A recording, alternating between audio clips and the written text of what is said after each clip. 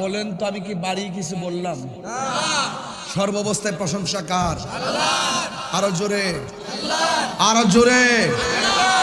সেই মালিককে কেমনে আমরা শুকরিয়া আদায় করি? মালিক বলছে, মালিক বান্দারে, ও বান্দা, তোরা ফাইজা কুদিয়াতিস সালাত ফান্তাশিরু ফিল আরদ, তোরা নামাজ আদায় কর, জমিনে বিচরণ কর।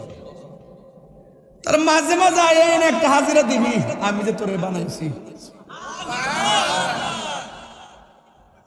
আলহামদুলিল্লাহি রাব্বিল আলামিন, আর রহমানির রহিম, মালিক ইয়াউমিদ্দিন,